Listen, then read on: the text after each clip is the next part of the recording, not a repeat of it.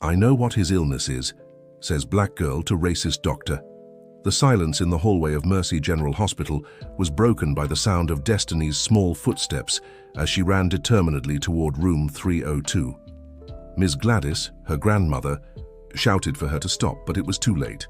The 9-year-old had already pushed open the door and was pointing at the pale boy lying in the hospital bed. "I know what's wrong with him," Destiny exclaimed, her eyes shining with childlike certainty. Dr. William Montgomery turned slowly, adjusting his expensive glasses on his thin nose. His cold eyes studied the black girl with braids and a simple dress who had barged into the room of the son of one of Chicago's most influential businessmen. "Excuse me?" the doctor asked, a smirk of disbelief on his lips. "And who might you be, little one?" Destiny took a deep breath, summoning all the courage a 9-year-old could muster. "I'm Destiny, Miss Gladys's granddaughter, the lady who cleans here," she answered without looking away. "And I know what he has." The doctor laughed, glancing at the boy's parents, who watched the scene with puzzled expressions. "Mr. and Mrs. Anderson, I apologize for this," he said, walking to the door and swinging it wide open. "I'll handle this little disruption." Richard Anderson, a real estate tycoon, kept a stern face, as if the interruption were just another nuisance in weeks of anguish. His wife, Jennifer, however, looked curiously at the girl who still pointed at their 10-year-old son, Tyler, who slept under the influence of medication. Ms. Gladys appeared at the door, breathless. "I'm so sorry, Dr. Montgomery," she said, pulling her granddaughter by the arm. "Destiny, what are you doing here? I told you to stay in the break room." "But Grandma, I know what's wrong with the boy," Destiny insisted. "It's just like that sickness the kids in the maroon community got when it rained too much. Remember when you made that remedy with the leaves from the backyard?" Dr. Montgomery narrowed his eyes, his face hardening. "Ms. Gladys, I thought we had clear rules in this hospital," he said sharply. "Cleaning staff aren't allowed to bring family to work, much less let them into patient rooms." "Yes, doctor, I know," the gray-haired woman replied, pulling her granddaughter close. "It won't happen again." "No, it won't," the doctor confirmed, "because as of tomorrow you no longer work here." The room fell silent. Jennifer Anderson rose from her chair. "Dr. Montgomery, I don't think that's necessary," she began, but was cut off. "With all due respect, Mrs. Anderson, I can't allow some random child to enter the room of a patient in delicate condition like your son, talking about backyard remedies," the doctor replied, not hiding his disdain. "This is a hospital of excellence, not an herb market." Silent tears rolled down Ms. Gladys's wrinkled face. She had worked at the hospital for over 20 years. Destiny looked at her grandmother, then at the doctor, with a mix of sadness and defiance. "You're wrong," the girl said before her grandmother could stop her, "and the remedy I know how to make could save him." Dr. Montgomery adjusted his stethoscope around his neck, as if it gave him even more authority. "Security!" he called, pressing the emergency button beside the bed. "Please escort these two out. And Ms. Gladys, stop by HR tomorrow to settle your accounts." As they were led out of the room, Destiny turned one last time. "His stomach will swell more, and then he'll start getting red spots on his legs," she said. "It'll happen tonight." The girl's words echoed down the hallway as security guided them out. Jennifer Anderson sat back down, disturbed not just by the scene but by the child's last words. "Don't you think that was a bit harsh?" she asked the doctor. "That woman has worked here so long." Rules are rules, Mrs. Anderson," replied the doctor, checking Tyler's vitals. "And I can assure you, your son is receiving the best possible care. I have 25 years of experience, trained at Johns Hopkins, and have published numerous papers on rare diseases." Richard placed a hand on his wife's shoulder. "He's right, Jennifer. We need professionalism here, not superstitions." Jennifer nodded but couldn't stop thinking about the girl's words. After all, it had been 3 weeks since Tyler was admitted, and none of the expensive tests or specialist consultations had led to a definitive diagnosis. That same night, just as Destiny had predicted, Tyler began showing abdominal swelling, and the first red spots appeared on his legs. The next morning, Nurse Sarah Johnson hurried down the hospital corridors, carrying a tray of medications. Newly hired, she was still adjusting to the routine at Mercy General Hospital, one of the most prestigious in the Windy City. As she passed room 302, she heard raised voices. "How is this possible?" came Dr. William Montgomery's clearly shaken voice. "Yesterday's test showed nothing like this." Sarah slowed her steps, discreetly peering through the slightly open door. She saw the chief physician examining young Tyler's legs while his parents watched anxiously. "Doctor, that girl said..." "This would happen," Jennifer Anderson said, her voice trembling. "Exactly as it's happening now." "A coincidence, nothing more," the doctor replied, trying to maintain his composure. "We'll order new tests immediately." Sarah continued on, her way puzzled by what she'd heard. During her lunch break, she headed to the staff cafeteria. That's when she saw Ms. Gladys emptying her locker, her eyes still red from crying. "Are you okay?" Sarah asked, approaching. Ms. Gladys forced a smile. 22 years cleaning these holes, and this is how it ends," she replied, tucking a framed photo of Destiny into her bag. "But it'll be all right, the Lord provides." "Was it because of that incident yesterday with your granddaughter?" The older woman nodded. "Destiny has a special gift, you know," she said, lowering her voice. "Back in the Maroon community where we lived before coming to Chicago, she always knew how to spot illnesses. Learned everything from me and my mother before me. Knowledge passed down through generations." Sarah sat beside her. "And what does your granddaughter think the boy in 302 has?" "River sickness," Ms. Gladys answered. "That's what we call it back home. Happens when children touch contaminated water after heavy rains. Starts with fever and fatigue, then turns into what's happening to that boy now." "Is there a treatment?" The old woman's eyes brightened. "Of course. A tea made from 3 specific herbs that grow in the forest saved many children in our community." She sighed. "But who's going to listen to an old black cleaning lady and her granddaughter in a place like this?" Sarah glanced around, making sure no one was listening, and pulled a notepad from her pocket. "Can you tell me what those herbs are?" 3. Days later, Tyler's condition had worsened considerably. The red spots now covered his legs and were starting to appear on his arms. The fever persisted, and the new tests remained inconclusive. "This is unacceptable," Richard Anderson exclaimed, slamming his fist on the hospital conference room table. "We've been here almost a month, paying a fortune, and you still don't know what's wrong with my son?" William maintained a serious expression, but beads of sweat formed on his forehead. "Mr. Anderson, we're dealing with an exceptionally rare case," he explained. "We've consulted specialists from across the country and nothing," interrupted Richard. "Meanwhile, my son gets worse every day." Jennifer, who had remained silent until then, stood up. "I want to talk to that girl," she said, surprising everyone. "The cleaning lady's granddaughter." Dr. Williams shook his head in disapproval. "Mrs. Anderson, with all due respect, that would be a step backward. We're using the most advanced modern medicine has to offer, and it's not working," Jennifer finished, with unusual firmness in her voice. "What harm could it do to hear what she has to say?" "You can't be serious, Jennifer," Richard interjected. "Let's follow science, not superstitions." From who?" Jennifer asked, staring at her husband. "From ordinary people? From those who haven't had our privileges? Is that what you were going to say?" The businessman stepped back, surprised by his wife's reaction. "I just want what's best for Tyler," he murmured. "So do I," Jennifer replied. "And if there's even the slightest chance, I'll take it." Dr. William intervened again. "The employee no longer works here, Mrs. Anderson.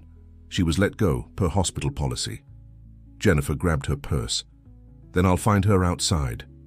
When Jennifer left, Richard looked at the doctor with a defeated expression. "I'm sorry about that, Dr. William. She's devastated by all this." The doctor nodded. "I understand. It's an extremely difficult situation for you both, but I can assure you we'll figure out what's wrong with your son." In the hallway, Jennifer ran into Nurse Sarah, who had been caring for Tyler these past few days. "Nurse, I need your help," she said, determined. "Do you know where I can find Ms. Gladys, the cleaning lady who was fired?" Sarah hesitated, glancing around nervously. "Mrs. Anderson, I really shouldn't—" "Please," Jennifer begged, grasping the nurse's hands. "My son is getting worse. I have to try everything." After a moment's thought, Sarah took out a piece of paper and wrote down an address. "She lives in Southside," she whispered. but please don't tell anyone I told you." Jennifer took the paper, thanked her, and hurried off. Meanwhile, Dr. William locked himself in his office, running his hands through his hair in frustration. He opened his computer and feverishly began researching cases similar to Tyler's. After hours of searching, he found an article about a rare illness linked to a specific bacteria found in contaminated water. The symptoms matched Tyler's perfectly: persistent fever, fatigue, abdominal swelling, and spreading red rashes. The same article mentioned an outbreak of this disease in a rural area near Chicago, close to a river that had flooded after heavy rains. That's when he remembered.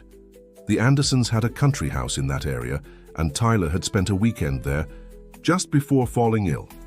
"That's it," he exclaimed, feeling a wave of relief. Finally, he had a diagnosis. His phone rang. It was the lab. "Dr. William," said the voice on the other end, "we have the results of Tyler Anderson's latest tests.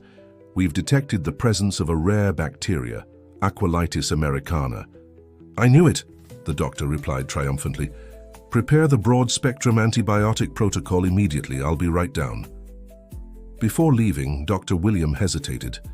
He thought of Destiny and her eerily accurate predictions about the illness's progression. How could she have known? It must have been coincidence, surely. Scientific knowledge always prevailed over folk beliefs. Still, something nagged at him. He opened a drawer in his desk and pulled out an old book, Traditional American Medicine, written by his grandfather, Dr. Harold Montgomery, a doctor who had dedicated part of his life to studying the medicinal knowledge of traditional communities in the United States. It was a book William had never taken seriously, considering it just a family curiosity, a relic from a time when medicine hadn't yet achieved today's scientific rigor. He quickly flipped through it until he found a chapter on diseases transmitted by contaminated water. To his surprise, there was a detailed description of the illness that had struck Tyler, locally called river sickness.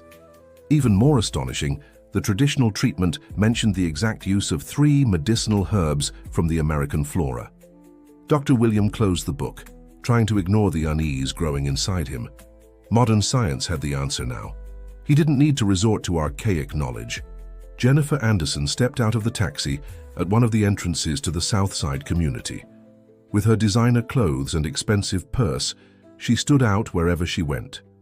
She followed the instructions she'd received and, after asking a few residents, arrived at a modest house with a small garden in front, filled with plants and herbs. In the backyard, a girl with braids tended carefully to a flower bed. It was Destiny. "Hi," said Jennifer, approaching. "You're Destiny, aren't you?" The girl stood up, wiping her hands on her dress. "Yes, ma'am," she replied, recognizing the sick boy's mother. "You're the boy's mom from the hospital?" "That's right, my name is Jennifer and my son is Tyler," she hesitated. "Can I speak with your grandmother?" "Grandma," called Destiny. "It's the boy's mom from the hospital." Ms. Gladys appeared at the door, drying her hands on an apron. Her face showed surprise when she saw Jennifer. "Mrs. Anderson, what brings you here?" Jennifer took a deep breath. "I came because my son got worse, just like your granddaughter said would happen," she answered, "and because no doctor has been able to help him so far." Ms. Gladys invited her inside. The house was small, but very clean and tidy. The walls displayed family photos and Destiny's school certificates. In one corner of the room, there was a shelf with various glass jars containing dried herbs, all carefully labeled. "Do you really believe your granddaughter knows what my son has?" asked Jennifer, sitting on the offered couch. "It's not about belief, ma'am," replied Ms. Gladys. "It's knowledge passed down through generations. In my family, we've always identified and treated illnesses with what nature provides." Jennifer looked at Destiny, who was watching the conversation intently. "And how did you know?" "Just by looking at Tyler." "By his eyes," the girl answered promptly. "They were yellow around the edges, and his skin had a different smell. It's just like what happened to Lil Jamal from the Maroon community after he swam in the river after the flood." Jennifer felt a chill. Tyler had indeed spent a weekend at the family's country house, where he'd played in the river running through the property. That was just before the first symptoms appeared. "What happened to that Lil Jamal?" she asked, fearful. "He got better," Destiny replied with a smile. "Grandma made the remedy with the 3 herbs, and within a week, he was playing again." Jennifer turned to Ms. Gladys. "What remedy is that?" The older woman stood and went to the shelf, picking up 3 different jars. "It's a tea made with these herbs," she explained. "Echinacea to fight the infection, witch hazel to reduce inflammation, and St. John's wort to strengthen the body. The secret is in the dosage and preparation."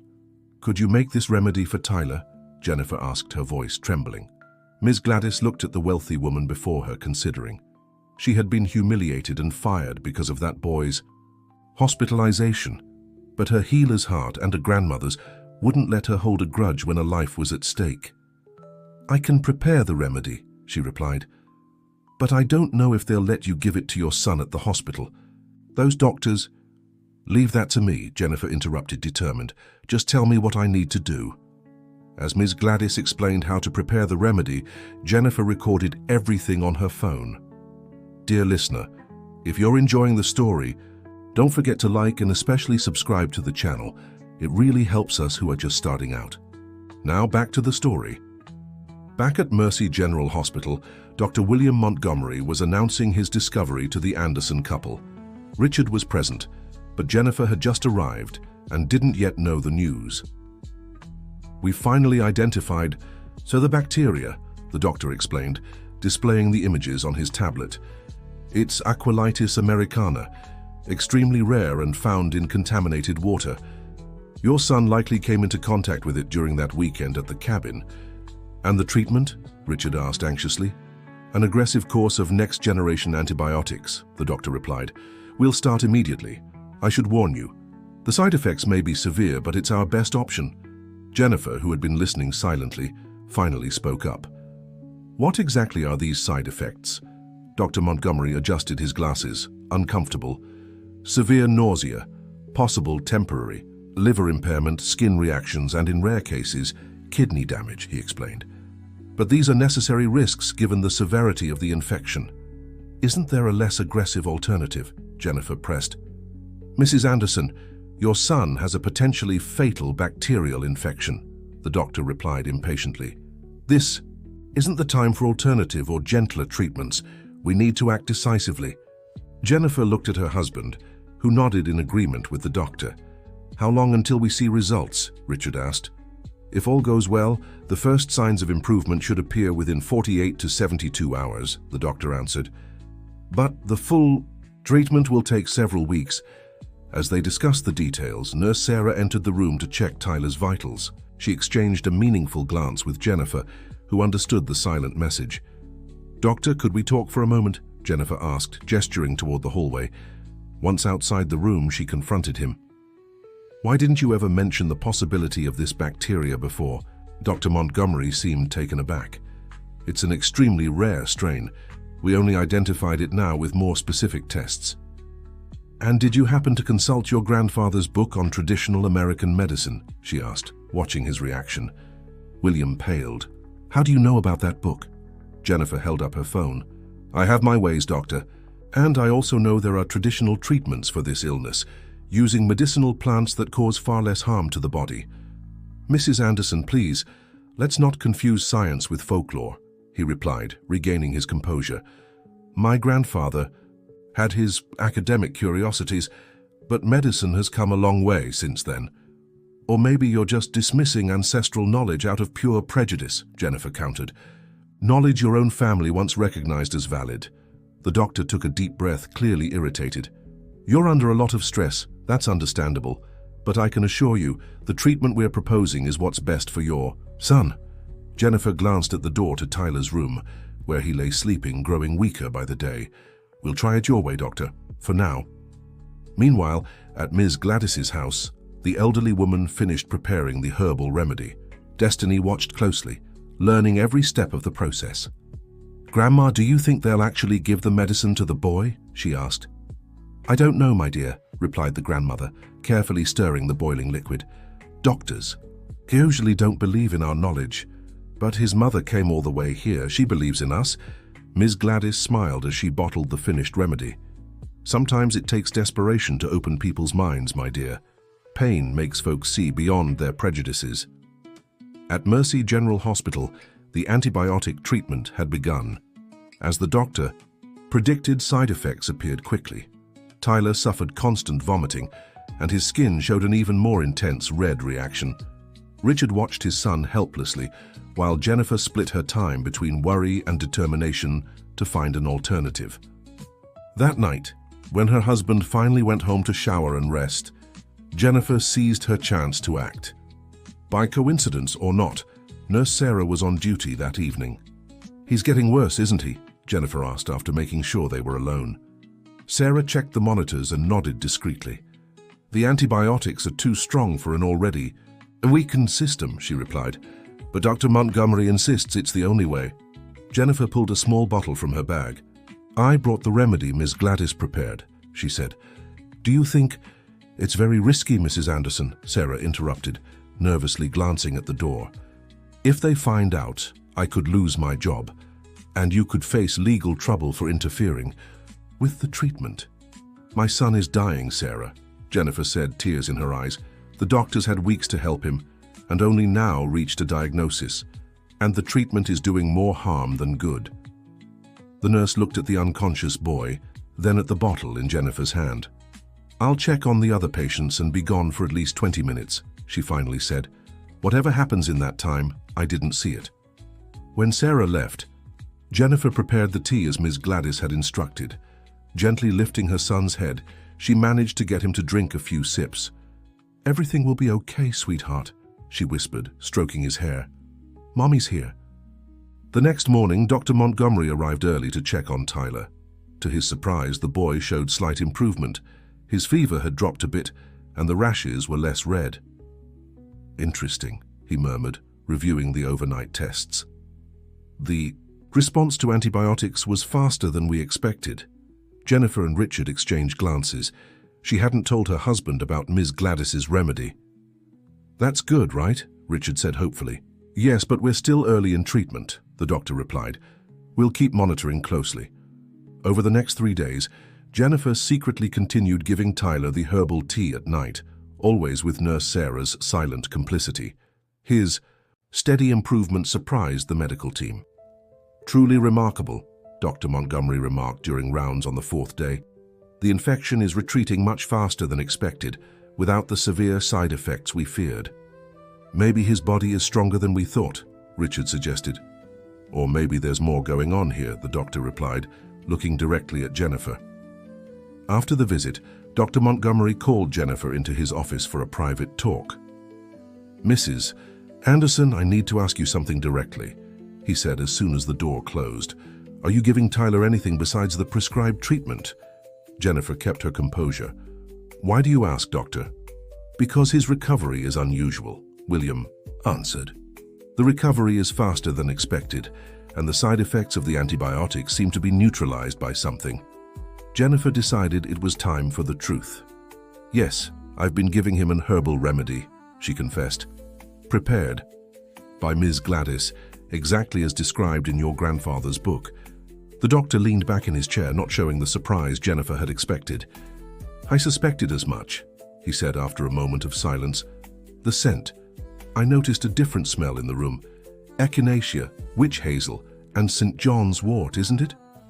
Jennifer nodded, surprised. "How did you know?" Dr. Montgomery opened a drawer and pulled out his grandfather's book. "Because it's right here," he replied, flipping to the page. "Traditional treatment for river fever. An infusion of echinacea, witch hazel, and St. John's wort in specific proportions." He closed the book and looked at Jennifer. "Are you aware of the risk you took? Drug interactions can be fatal." "I was desperate," she answered without backing down. "And it seems to have worked, doesn't it?" The doctor sighed. "Mrs. Anderson, I won't report you for this. In fact, I'd like to propose something." Jennifer waited, apprehensive. "We'll continue the official treatment but gradually reduce the antibiotic dosage," he explained. "And I'd like you to provide me with samples of this traditional remedy for lab analysis." "Are you considering using the traditional treatment officially?" Jennifer asked, surprised. "I'm considering studying it scientifically," the doctor corrected. If there are active compounds in these plants that effectively fight this bacteria with fewer side effects, modern medicine should investigate them. Jennifer smiled, relieved. What about Ms. Gladys? Will you reinstate her at the hospital? Dr. Montgomery seemed uncomfortable. We'll address that too, properly. As she left the office, Jennifer found Nurse Sarah waiting nervously. What happened? The nurse asked, worried. Did he find out? Yes, Jennifer replied with a small smile. But things are about to change around here. A week later, Tyler was sitting up in bed, eating his first solid meal in nearly a month. The spots had almost completely faded, and his energy was gradually returning. Mom, when can I go home? He asked between spoonfuls of soup. Soon, sweetheart, Jennifer answered, happy to see her son recovering. The doctors just want to make sure you're completely healed. The door opened, and to Jennifer's surprise, Dr. Montgomery walked in accompanied by Ms. Gladys and Destiny. The girl was holding a small pot with a plant. Look who came to visit you, the doctor announced in a friendlier tone than Jennifer had ever heard from him. Tyler looked curiously at the visitors. Hi, he said shyly. Destiny stepped closer to the bed, handing the pot to the boy. I brought this for you, she said. It's a witch hazel sapling, one of the plants that healed you. Tyler stared at the little plant, confused. Thanks, but healed me how? It's a long story, Jennifer replied, exchanging glances with Dr. Montgomery. The doctor cleared his throat, visibly uncomfortable. Miss Gladys, he began hesitantly. I'd like to apologize for how I treated you and your granddaughter. It was unfair and prejudiced of me. She nodded, accepting the apology with dignity. And I'd like to extend an invitation, he continued. Our hospital is starting a research program on traditional American medicine based on my grandfather's studies. We'd like you to participate as a consultant. Ms. Gladys widened her eyes in surprise. Me? A consultant at a hospital? Yes, your knowledge of medicinal plants is valuable and deserves to be documented and studied scientifically, the doctor explained. And of course, you'd have your job back if you'd like, with better conditions. Destiny squeezed her grandmother's hand, excited. Grandma, you'll be working with the doctors now.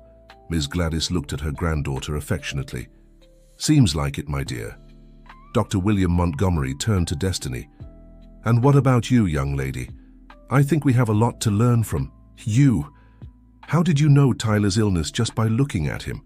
The girl shrugged, as if it were the most natural thing in the world. You just have to pay attention to the signs. My great-grandmother used to say illnesses always tell stories. You just have to know how to listen. Tyler watched the scene, fascinated by the girl his age who spoke with such wisdom. Can you teach me to listen to those stories too? He asked.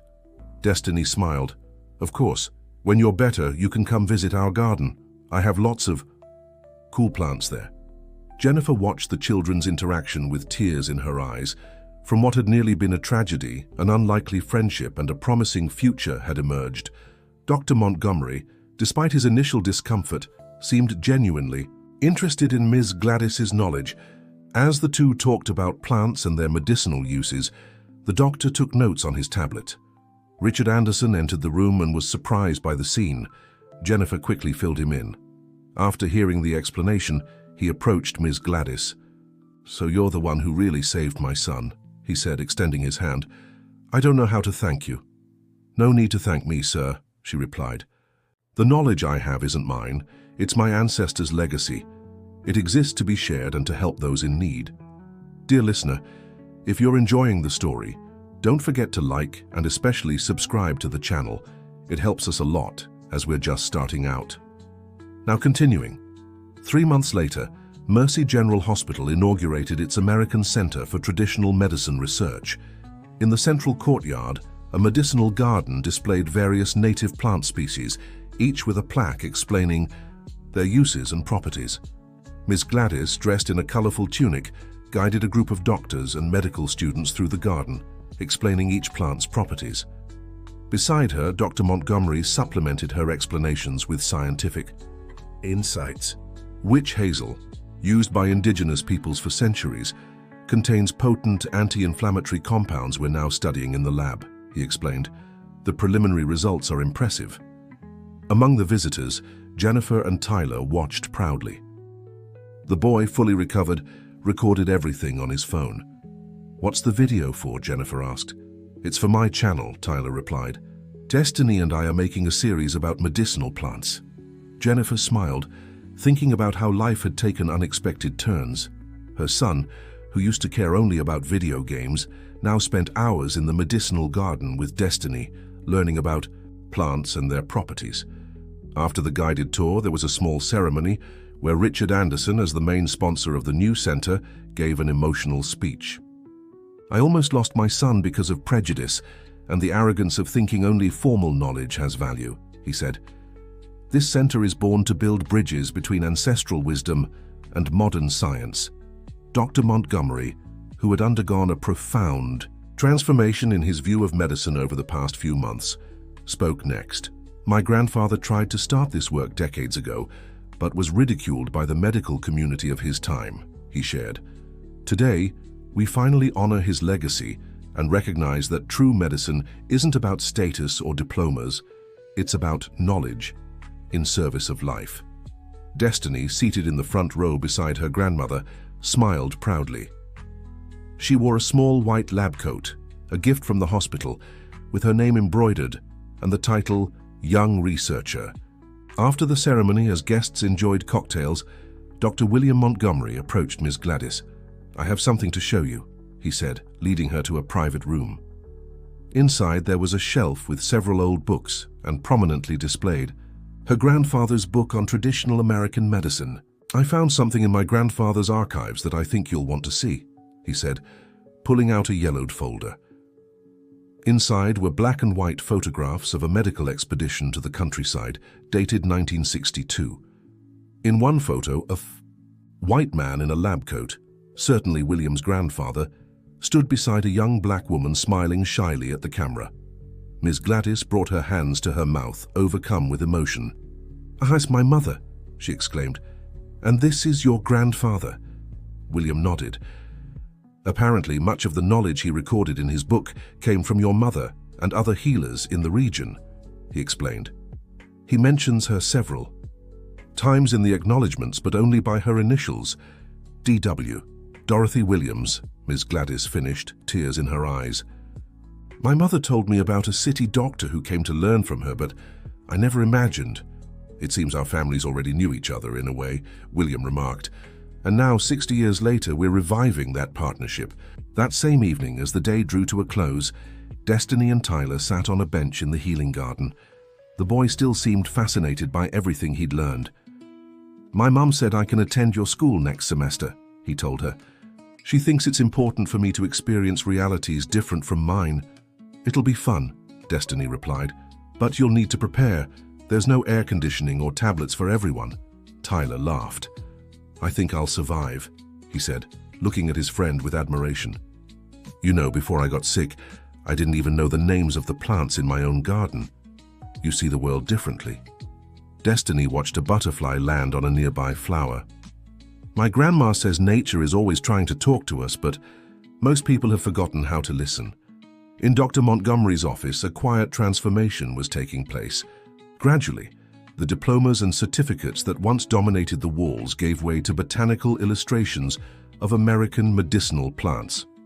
On his desk, beside his state-of-the-art computer, a small pot with a witch hazel sapling reminded him daily of the lesson in humility he'd learned. Nurse Sarah, now the coordinator of the hospital's integrated nursing program, entered with new research results. "Dr. Montgomery, the tests with the standardized witch hazel extract are showing promising results," she announced. "Its effectiveness against Aquilitis americana is comparable to conventional antibiotics, but with far fewer side effects." The doctor smiled, pleased. "Prepare a full report. We'll submit these findings to the National Medical Journal." "What about an international publication?" Sarah asked. William thought for a moment. "Not yet.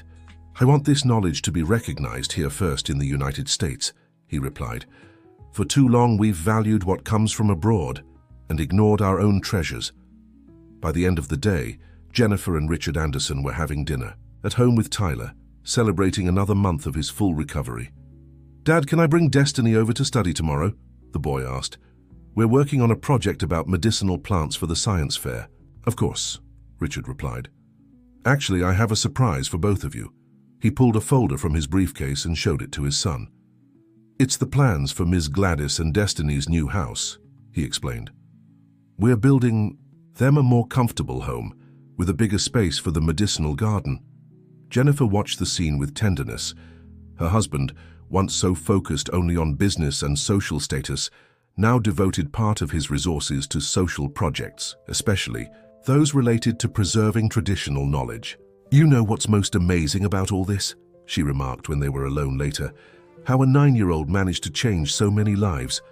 Richard nodded thoughtfully. "I think we all needed that lesson," he replied. "That wisdom has no age, color, or social class. It's in the eyes of those who know how to see." In the Southside community, while waiting for their new home, Ms. Gladys and Destiny continued tending their small medicinal garden. The difference now was that doctors, nurses, and students were always visiting to learn. "Grandma, do you think we'll move into the new house before my birthday?" Destiny asked as she carefully watered the St. John's wort seedlings. "I hope so, sweetheart," her grandmother replied. "But what matters isn't where we live, it's what we carry inside us." Destiny nodded, understanding the wisdom in her grandmother's words. "Like the knowledge of plants." "Exactly, it's a treasure no one can take from us," she smiled, "and now more people are learning to value it." The two looked up at the sky, where the sun was beginning to set. On Chicago's horizon, between Fighty, the tall buildings and the neighborhoods, a new relationship between different kinds of knowledge was starting to bloom, just like the tiny seedlings in their garden. A year had passed since the American Center for Traditional Medicine Research opened at Mercy General Hospital. What began as a small initiative had now become a national reference, attracting researchers from across the country and even abroad. Ms. Gladys, now the coordinator of the Center for Traditional Wisdom, no longer wore a janitor's uniform but a personalized lab coat embroidered with motifs reflecting her maroon community roots. Her wisdom, once confined to her neighborhood, was now documented in scientific publications, always with her name as co-author. "Ms. Gladys, the delegation from the Department of Health has arrived," Dr. William announced as he entered her office. "They're eager to learn about the integrated protocol we developed for rare tropical diseases." She smiled and stood up. At 68, she radiated a vitality that inspired everyone around her. "Let's welcome them then," she replied. "Destiny and Tyler are already in the garden preparing the demonstration." The two walked side by side through the hospital halls. Staff and patients greeted Ms. Gladys with respect and affection. To many, she had become a symbol of resilience and how traditional knowledge could complement modern medicine. In the medicinal garden, now a spacious, well-organized space on the hospital rooftop, 10-year-old Destiny led a hands-on lesson for medical students. Beside her, Tyler helped distribute plant seedlings. "This is echinacea," she explained, holding up a small-leafed plant. "It's excellent for digestive and liver issues. In the phytochemical analysis we did with Dr. Williams' team, we identified compounds with antioxidant and anti-inflammatory potential." The students took notes, impressed by the girl's articulation and knowledge. Tyler proudly added, "And these are seedlings you can take home. We're giving out a growing guide we developed together." Dr. William watched the scene with satisfaction. In a year, his view of medicine had completely transformed. Treatment success rates at the hospital had improved, and patients reported greater satisfaction with approaches that integrated traditional practices into conventional protocols. The delegation from the Department of Health arrived, led by a public health physician who approached Ms. Gladys with visible admiration. "It's an honor to meet you in person," the doctor said. "Your work is inspiring similar programs in public hospitals across the country." "The honor is mine," Ms. Gladys replied. "I never imagined I'd live to see my ancestors' knowledge recognized like this." As the official visit continued, Jennifer Anderson arrived at the hospital. She now coordinated the Anderson Foundation for Traditional Knowledge Appreciation, which she and her husband had founded after Tyler's recovery. "How are things at the new house?" she asked Ms. Gladys when they had a moment alone. "Wonderful," the older woman answered. The garden is growing even better than we expected, and Destiny is so happy at her new school." Jennifer smiled, pleased. "Richard and I are thinking of expanding the program to other traditional communities. Maroon. Communities, native tribes, riverbank families. There's so much valuable knowledge out there, and so many children like Destiny who need opportunities," Ms. Gladys added. By the end of the day, after the official visit, the hospital held a small celebration in the cafeteria, decorated with native plants and flowers. Staff from all departments were invited, from renowned doctors to the cleaning crew. Dr. William Montgomery, who once rarely socialized with his team, now chatted animatedly with everyone. Beside him, Ms. Gladys shared stories from her community, drawing laughter and admiration. Destiny and Tyler, who had become inseparable, presented a video they'd made for their online channel. Titled Little Healers, it already had thousands of followers, especially among teachers who use the content in their science classes. "Our next video will be about plants for respiratory problems," Tyler announced excitedly. "And then we'll do a series on healthy eating with WEF," Destiny added. "Wild edible forgotten foods." The adults applauded, proud of the children's work.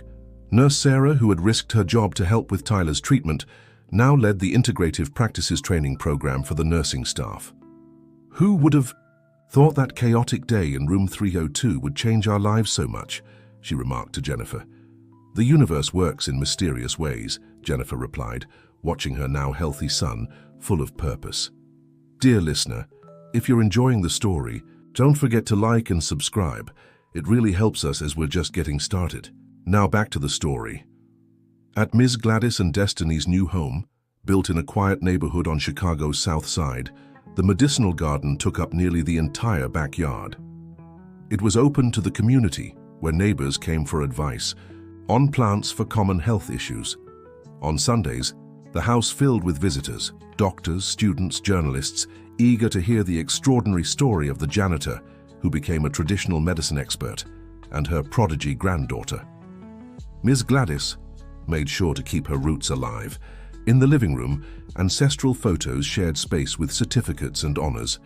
Among them, a picture of her mother with Dr. William's grandfather held a special place. "It's amazing how life comes full circle," she told Destiny as they prepared for visitors. "Your great-grandmother shared knowledge with Dr. William's grandfather decades ago, and now we're here carrying on that work. And we'll keep it going for many more generations, right, Grandma?" the girl said, hugging her. "Absolutely, my dear. This knowledge is like water. It must flow freely to stay pure." At Mercy General Hospital, Dr. William Montgomery had turned his office into a welcoming space, with medicinal plants and images of American flora on the walls. His grandfather's book, once hidden in a drawer, now held a prominent place on his shelf and was frequently consulted. One afternoon, while treating a patient with a rare condition, he surprised himself by doing something he never would have imagined a year earlier. "I'll prescribe these medications, but I also recommend a visit to our healing garden," he told the patient. "There are some plants that can complement the treatment and help reduce the side effects." The patient, an elderly man, looked at him curiously. "Doctor, you've changed. The last time I was here 2 years ago, you said natural remedies were a waste of time." William smiled without embarrassment. "We all have the right to learn and grow, don't we?" he replied. "Sometimes it takes a child to teach us the most important lessons." At the school where Destiny and Tyler now studied, the science teacher had created a project inspired by their story. Wisdom that heals. The students researched traditional health and wellness knowledge from their own families. "My grandma says for a sore throat, she uses honey with lemon and propolis," shared one student. "And my grandpa, who came from Japan, taught my mum to make ginger tea for nausea," added another. The classroom had become a space for exchanging ancestral knowledge that was often forgotten in big cities. Destiny and Tyler, as junior experts, helped the teacher organize the information and connect it to modern scientific knowledge. By the end of that year, the country's most important newspaper published a front-page feature on Mercy General Hospital's program. The main photo showed Ms. Gladys and Dr. William side by side in the healing garden, with Destiny and Tyler in front, holding plant seedlings.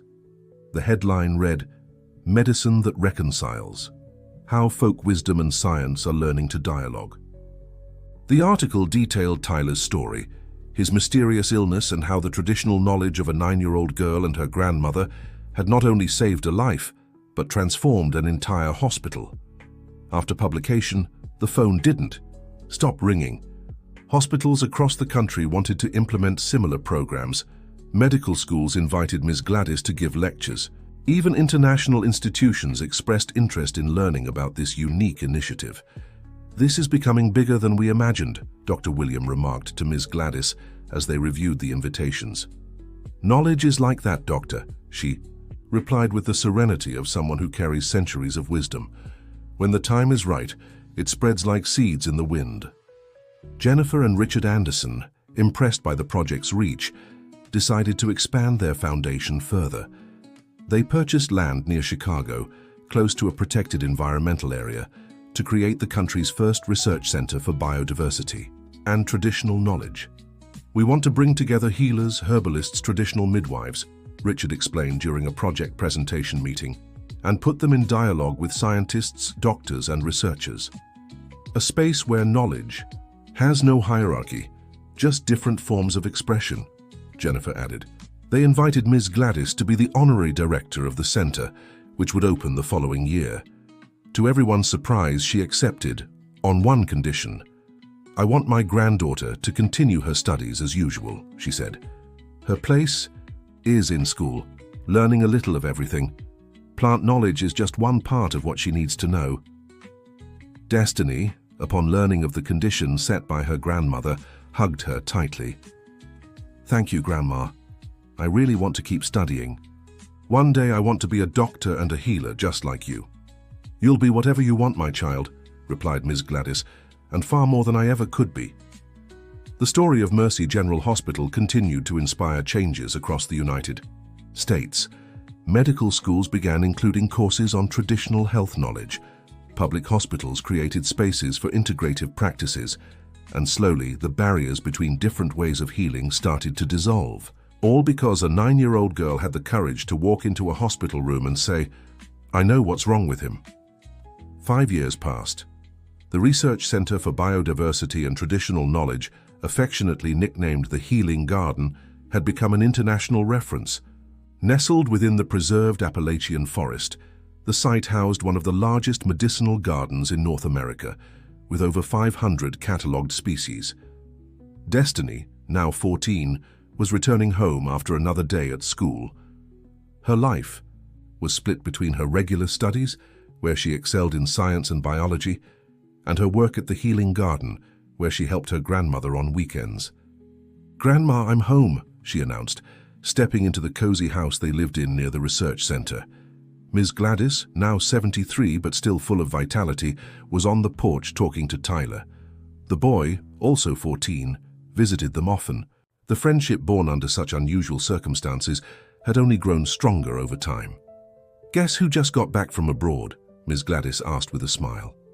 Destiny dropped her backpack and ran to hug her friend. "Tyler, why didn't you tell me you were coming back today?" The boy, who had grown a few inches since they last saw each other, returned the hug eagerly. "I wanted it to be a surprise," he replied. "Plus, I brought something amazing back from India." Tyler and his parents had spent the last 2 months visiting centers of traditional Ayurvedic medicine in India as part of the Healing Gardens exchange program. Jennifer and Richard Anderson continued expanding their work, building bridges between traditional healing systems from different parts of the world. "What did you bring?" Destiny asked, curious. Tyler opened his backpack and carefully pulled out a small cloth bundle. "Seeds," he announced, unwrapping them, "from a plant with properties very similar to our witch hazel, but with some different compounds that could enhance treatment for the illness that almost took me." Ms. Gladys stepped closer, examining the seeds with interest. "Fascinating how nature creates similar solutions in such distant places," she remarked. "We'll plant some in the experimental nursery tomorrow." The three chatted excitedly about Tyler's adventures in India until the phone rang. It was Dr. William Montgomery, now the scientific director of the Healing Garden, in addition to his work at Mercy General Hospital. "Ms. Gladys," he said when she answered, "we have a situation here at the hospital. A patient from the Alaskan wilderness with symptoms none of the doctors can identify. Could you come take a look?" "Of course, doctor, I'll be there in an hour," she replied, hanging up and turning to the teens. "The work never ends." "Can I come too?" Destiny asked. Eagerly, Miss Gladys smiled. Her granddaughter never lost her enthusiasm when it came to learning something new. "Of course, and you too, Tyler, if you'd like." The three set off for the hospital, where they were greeted with respect and consideration. Ms. Gladys's presence in difficult cases had become common, and the younger doctors especially valued her perspective. Dr. William was waiting for them at the entrance, his expression worried. "She's a Navajo woman, brought to Chicago by an NGO after showing strange symptoms," he explained as they walked down the corridors. "Conventional tests haven't shown anything conclusive." In the room they found a young woman, about 20 years old, with a high fever and unusual skin rashes. She seemed frightened and uncomfortable in the hospital setting. Ms. Gladys approached her gently, speaking in a soft, soothing voice. Though she didn't know the Navajo language, her calm tone seemed to comfort the patient. She examined the rashes, the whites of her eyes, felt the temperature of her skin. She spoke briefly with the interpreter accompanying the patient, asking specific questions about the young woman's diet and activities before the symptoms appeared. After a few minutes, she turned to Dr. Montgomery. "Plant poisoning," she said confidently. "She likely came into contact with the sap of a specific tree from the Alaskan wilderness. It's not fatal, but conventional treatment won't help much." Dr. Montgomery nodded, trusting Ms. Gladys's diagnosis. "And what would be the proper treatment?" "We'll need an infusion of 3 plants that, fortunately, we have in our garden," she replied. "And a specific ritual. I'll need to learn from her." "Ritual?" the doctor questioned, raising his eyebrows. "Yes, doctor. Some cures aren't just physical," Ms. Gladys explained. "This young woman was taken from her land, her customs, everything she knows. Part of her illness is in her spirit." 5 years earlier, Dr. Montgomery would have completely rejected this approach. Now he simply nodded. "I'll arrange everything you need." Destiny watched the scene with admiration. Her grandmother could move between different worlds with impressive ease, earning the respect of both traditional elders and renowned scientists. They left the hospital a few hours later after stabilizing the patient's condition. In the car, Tyler remarked, "It's amazing how you can tell what's wrong with people just by observing." "It's a matter of training your eye," Ms. Gladys replied, "of listening beyond words, of feeling beyond touch." Destiny remained thoughtful the whole way home. When they arrived, as her grandmother prepared dinner, she finally voiced what was troubling her. "Grandma, I want to be a doctor, like I've always said, but I also want to preserve all this knowledge you're passing down to me." Ms. Gladys smiled proudly. "And do you think they're separate paths? It's just... At school, sometimes the science teachers talk as if traditional knowledge is just folklore," the young woman explained, "as if only what's in scientific books is true." Her grandmother sat beside her granddaughter, taking her hands. "Destiny, knowledge is like a great river. It has many tributaries, many currents. Some are more visible, others flow underground, but they're all part of the same water." The girl nodded, understanding the metaphor. "What matters is that you never be ashamed of your roots," Ms. Gladys continued. "Carry them with you, even in places where they try to tell you they have no value. That's what they've done to our people for centuries, trying to erase our wisdom. But we're still here, aren't we?" The knowledge endured. Tyler, who had been listening, stepped closer. "When I was in India, I met doctors trained at the best universities who also practice Ayurvedic medicine," he shared. "They don't see a contradiction. They say they're just different maps for the same territory, the human body and its complexities." Destiny smiled at her friend, grateful for his support. That night, as they ate dinner, they made plans for the future. Tyler wanted to study pharmacology, focusing on herbal medicine. Destiny was still torn between medicine and biology, but both paths shared one common purpose: to bridge worlds of knowledge that had long remained distant. The next day, as they worked planting the seeds brought from India, they received an unexpected visit. Nurse Sarah, now the nursing director at Mercy General Hospital, arrived with two young nurses. "Ms. Gladys," she said after greetings, "I brought these young women to see the garden. They're working on a project about integrating traditional practices into nursing protocols." "You're most welcome," the older woman replied, inviting them in. "Destiny and Tyler can show you around while we prepare some tea." As the young nurses went on the tour, Sarah updated Ms. Gladys on the latest hospital news. "That new doctor, Dr. Gregory, is really resisting the inclusion of integrative practices," she remarked. "He reminds me so much of Dr. William Montgomery back in the day." Ms. Gladys smiled. "Every change faces resistance," she replied serenely. "What matters is keeping the dialogue open." In the garden, Destiny guided the visitors with the confidence of someone who had mastered the subject. "This section has healing plants," she explained. "Those over there are for respiratory issues, and this special bed has endangered species we're preserving."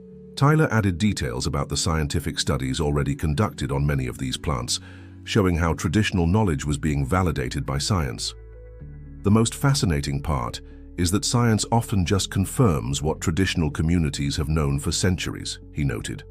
"For example, this plant here, boneset, was already used by indigenous people for respiratory problems long before its anti-inflammatory properties were identified in a lab." The nurses asked questions, took photos, and made notes. This was exactly the kind of exchange the Healing Garden aimed to promote, a space where different forms of knowledge could meet without hierarchy. At the end of the visit, everyone gathered on the porch for tea prepared by Miss Gladys. "This is a special blend to renew your energy," she explained, serving the aromatic drink. "Very helpful for hospital workers with long, stressful shifts." Sarah took a sip and smiled. "Delicious, and definitely healthier than the coffee shots we used to rely on during shifts." As they chatted, the phone rang again. It was Jennifer Anderson. "Miss Gladys," she said, "we have amazing news. The Department of Health approved funding to expand the traditional knowledge integration program to 10 public hospitals across different regions of the country." The older woman smiled, looking at her granddaughter and Tyler. "That's wonderful, Jennifer. And there's more," Jennifer continued excitedly. "They want you to lead the training program. Destiny and Tyler would be the youth ambassadors, speaking to students nationwide." When she hung up and shared the news, everyone celebrated. It was the recognition of years of work and persistence. "Grandma, this means our story will help even more people," Destiny exclaimed, hugging her. Ms. Gladys looked around, at her granddaughter, at Tyler, at the visiting nurses, at the flourishing garden. She thought back to the long journey since that day Destiny had walked into a hospital room and pointed at a sick boy, defying all established hierarchies. "You know what brings me the most joy?" she said, her voice thick with emotion. "Seeing the knowledge our people safeguarded for generations, often hidden out of fear of prejudice, now flowing freely and helping so many." That night, when everyone had already left, Ms. Gladys sat on the garden bench gazing at the starry sky. Destiny joined her. "What are you thinking about, Grandma?" "About my mother, my grandmother, all the women who came before us," she replied. "Women who knew the healing power of plants, who held on to that knowledge even when the world called it ignorance or superstition. They'd be so proud of you," Destiny said, resting her head on her grandmother's shoulder. "And of you too. My dear, very proud." The two stayed there in thoughtful silence, under the same sky their ancestors had watched for generations. The garden around them, with its hundreds of medicinal plants, was more than just a growing space. It was a living monument to the resilience of traditional knowledge and its ability to dialogue with the new. And it all began with a simple phrase, spoken with the courage and certainty only a child could have. "I know what's wrong with him." End of story. Dear listeners, what an incredible journey we've followed today. What did you think of Destiny's brave attitude? Share your thoughts in the comments and don't forget to like and subscribe to the channel for more stories that move and transform.